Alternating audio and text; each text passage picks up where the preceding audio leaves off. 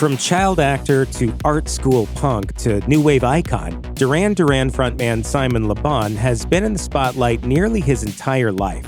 Here's what you might not know about the new Rock and Roll Hall of Famer. Simon Le Bon was destined to become a star. According to Please Please Tell Me Now, the Duran Duran story, Le Bon spent his formative years in Pinner, a suburb of London, and attended the same grammar school as Elton John. According to Le Bon, his mother pushed him to be successful due to advice from an astrologer and her own artistic background.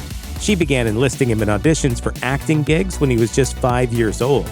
In 1963, a young Le Bon starred in a commercial for Persil soap powder.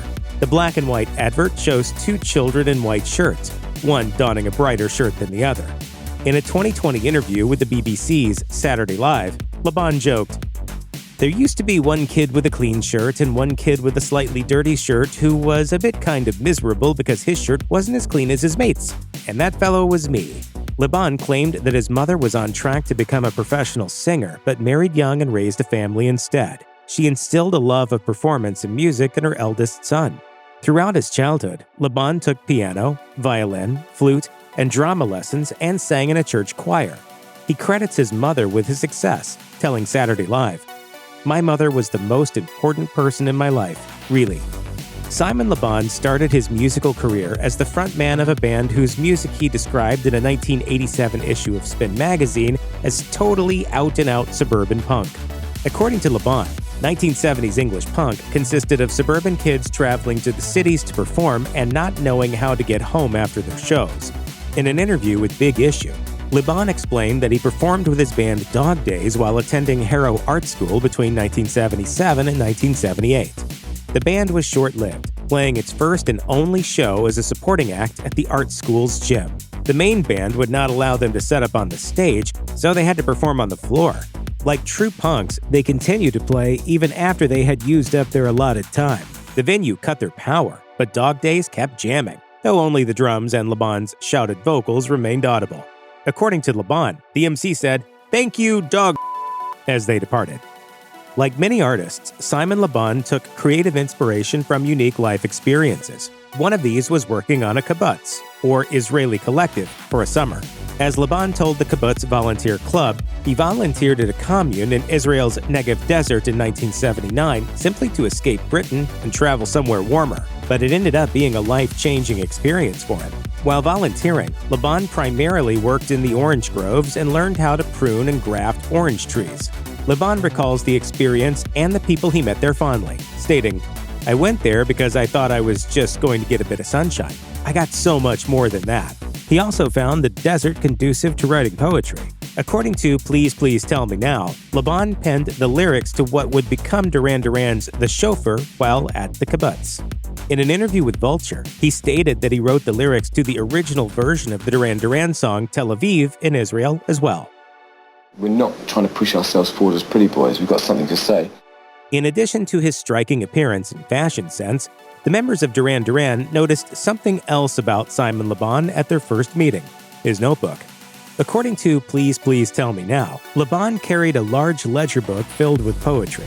Bassist John Taylor also recalls Le Bon's notebook in his book In the Pleasure Groove, describing it as a battered blue book that was filled with lyrics and song ideas.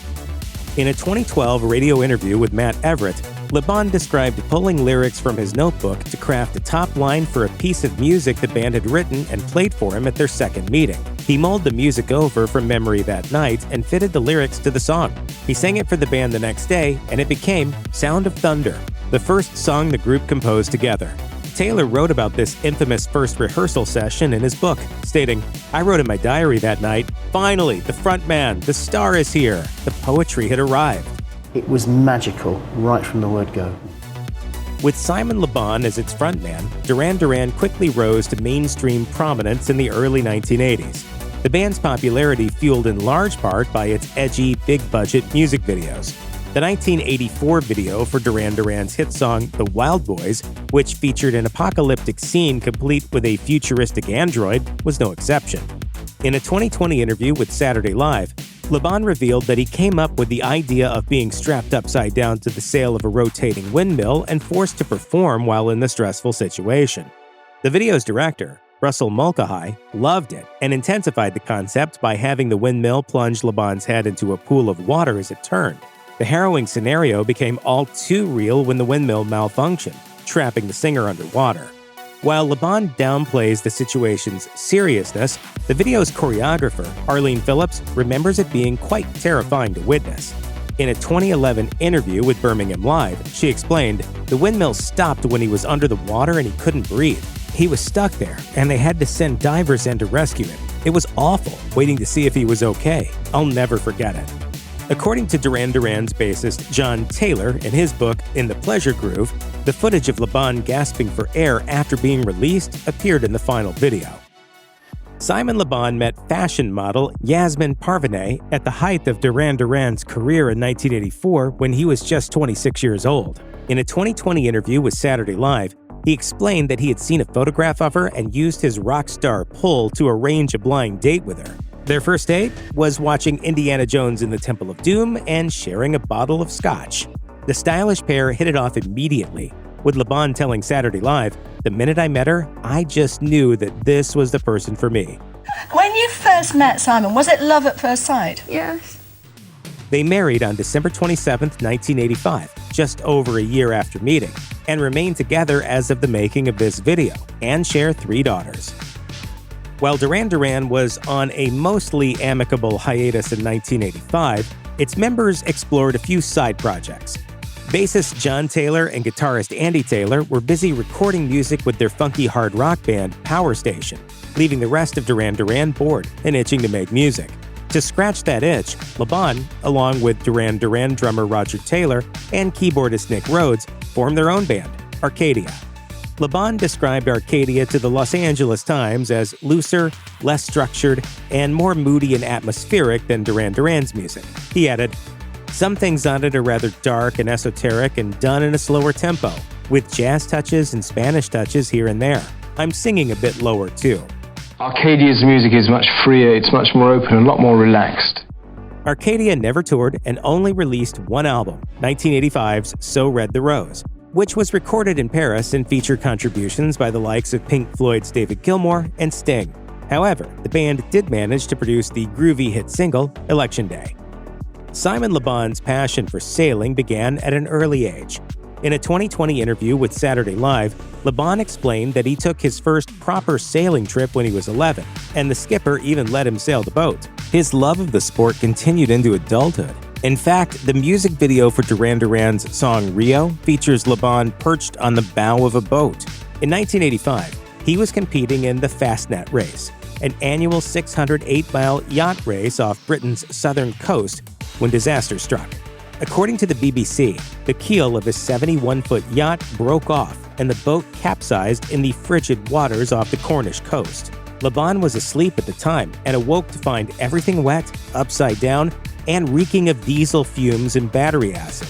He and his crew remained trapped in the air pocket beneath the yacht for 40 minutes until help arrived. Speaking with the BBC, Laban described the experience as the most dangerous situation he's ever been in. That was when I looked into the eyes of death. Following the terrifying ordeal, he returned to yacht racing, finishing third in the 1985 to 1986 World Encircling Whitbread Race, according to Yachting Magazine. Simon Laban is a man of many tastes and talents. According to Duran Duran's website, Laban and his friend, fellow musician and producer Nick Wood, joined forces with Shinzo Sound, a group of creators focused on manga, web design, music, and popular culture in 2006.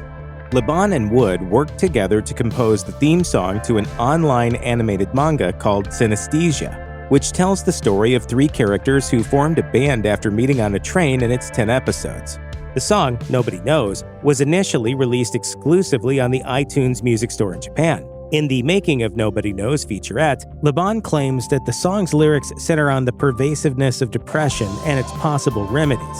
He explained, "I think it works very well with the idea of synesthesia because the music is the antidote to the depression in the song." According to Yachting Magazine, Simon Laban spent nearly every weekend from May to October at his grandmother's house near Poole Harbor on the south coast of England, starting when he was just 6 years old. This instilled in him a lifelong love of the sea and its creatures. In his 2020 interview with Saturday Live, Laban recalled the seas of the eastern coast of Argentina as teeming with life, detailing experiences swimming with pilot whales and watching dolphins leap through bioluminescent plankton while sailing there in the 1980s. Visiting the same seas more recently, Laban was dismayed to notice that things had declined over the decades. He told Yachting, "There is a big difference, big changes. There isn't as much life."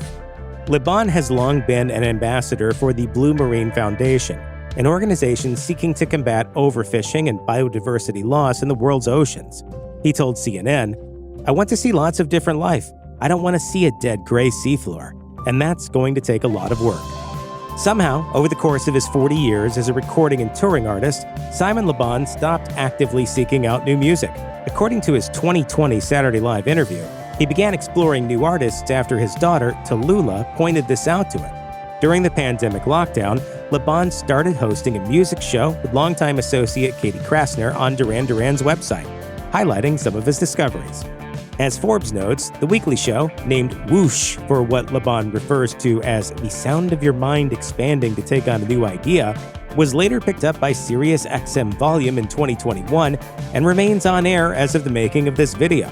Laban curates the music himself, intentionally showcasing acts with small followings, and has become an industry tastemaker, helping up-and-coming bands like Wet Leg break into mainstream consciousness.